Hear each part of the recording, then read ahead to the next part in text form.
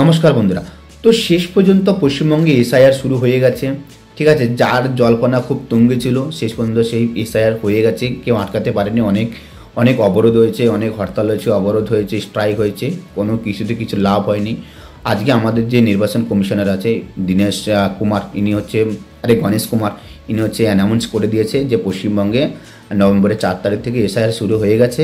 আর আজ রাত মানে আজকে রাত্রে হচ্ছে 27, আমি এখন রাত্রে ভিডিও করছি, 27 তারিখ হচ্ছে ভোটার লিস্টে প্রত্যেকটা যে সমস্ত 12টি রাজ্যে হচ্ছে এসআইআর ঘোষণা করে দিয়েছে। ওই 12টি রাত থেকে ভোটার লিস্ট ফ্রিজ করে দেওয়া হচ্ছে। মানে কেউ চাইলে ওখানে কোনো সংশোধন করতে পারবে না, কোনো লিস্ট নতুন নামে অ্যাড করতে পারবে না, কোনো রিমুভ করতে পারবে না।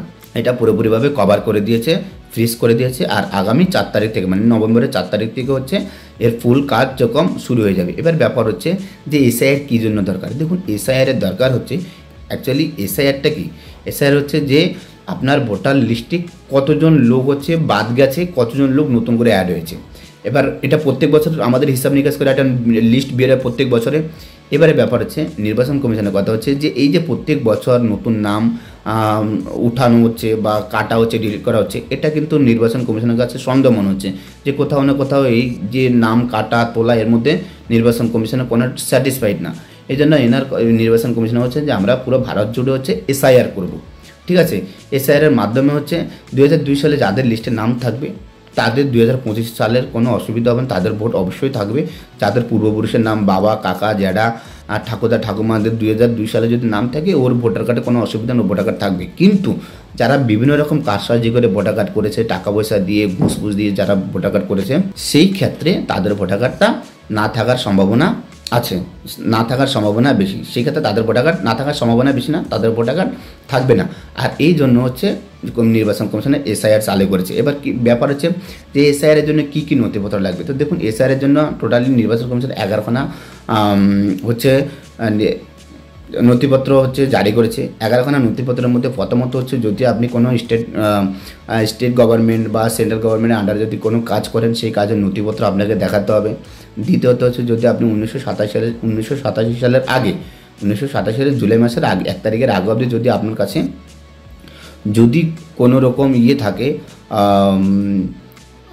কোনো ব্যাংকের বই বা কোনো এলআইসির বন্ড বা কোনো পোস্ট অফিসের বই যদি থাকে, রিসিপ্টপত্র যদি থাকে, তাহলে সেক্ষেত্রে আপনি এটা এসআইআর যারা করতে আসবে তাদেরকে দেখালে সেক্ষেত্রে আপনার হচ্ছে ভোট কাটবে না। আপনার ভোট হচ্ছে আপনি না সেই কাগজ অনুযায়ী আপনি নাগরিকত্ব পেতে পারেন। এই কাগজগুলো আপনাকে দেখাতে হবে। তৃতীয়ত হচ্ছে আপনাকে জেনুইন অরিজিনাল জন্ম সার্টিফিকেট দেখাতে হবে। সেটা হচ্ছে কোনো হসপিটালের, কোনো অথরাইজড হসপিটালের, আর না হলে গ্রাম পঞ্চায়েতের, তো যেখানকার হোক আপনাকে অরিজিনাল জন্ম সার্টিফিকেট দেখাতে হবে। চতুর্থত হচ্ছে আপনাকে কোনো কলেজ, স্কুল কলেজের কোনো ডকুমেন্টস দেখাতে হবে, মাধ্যমিক, উচ্চ মাধ্যমিক, আবার গ্র্যাজুয়েশন, মাস্টার ডিগ্রি, যার যে ডকুমেন্টস থাকে টোটালি এই সমস্ত যে ডকুমেন্টস থাকে ওই ডকুমেন্টস দেখাতে হবে। তাহলে সেক্ষেত্রে আপনি বুঝতে পারবে, তাহলে সেই ক্ষেত্রে হচ্ছে আপনি প্রমাণ করবেন যে আপনি দেশের নাগরিক। সেক্ষেত্রে আপনার ভোট না কাটার সম্ভাবনা বেশি, যেহেতু আপনার কাছে এইসবের প্রমাণপত্র আছে।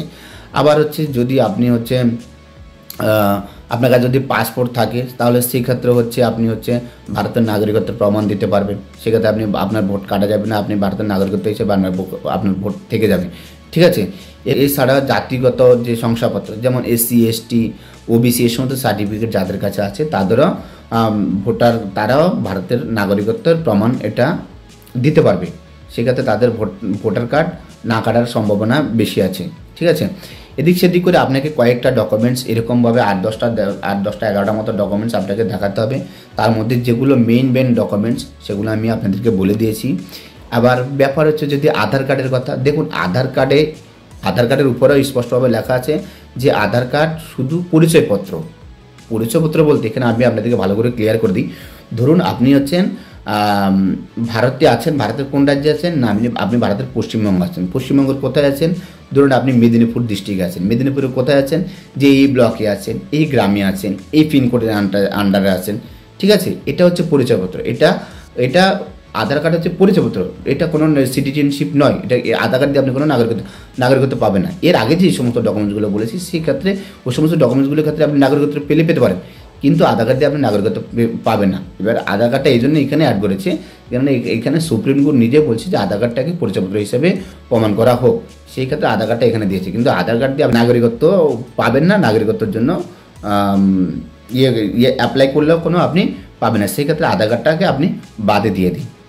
ঠিক আছে, এবার কথা হচ্ছে কারা এনুমারেশন ফর্ম পাবে। দেখুন এনুমারেশন ফর্ম হচ্ছে তাদের জন্য যাদের 2002 সালের লিস্টে নাম মিলছে। ঠিক আছে, সেই ক্ষেত্রে হচ্ছে ওদেরকে সেন্ট্রাল গভর্নমেন্টের কাছ থেকে মানে নির্বাচন কমিশন থেকে দুটো ফর্ম দেওয়া হবে। দুটো ফর্মের মধ্যে একটা বিএলও নিয়ে যাবে, একটা ওই যার 2002 সাল ভোটার লিস্টের নাম আছে তার কাছে থাকবে।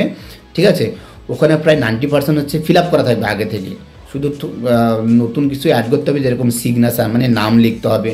আবার সে যে ছবি, যেমন 2002 সালে যে যারা ভোটার কার্ড করেছে তাদের ছবি কীরকম আছে, অনেকটা পুরনো ছবি, সেই ছবিগুলো আপডেট করার জন্য হচ্ছে কিছু অপশান দেওয়া থাকবে। মানে 10% হচ্ছে নিজেদেরকে ফিল আপ করতে হবে, আর 90% প্রায় কমিশন থেকেই ফিল আপ করা থাকবে, সরকারিভাবে ফিল আপ করা থাকবে। আপনাকে শুধু ওখানে কোনো অতিরিক্ত কিছু ফিল আপ করতে হবে না।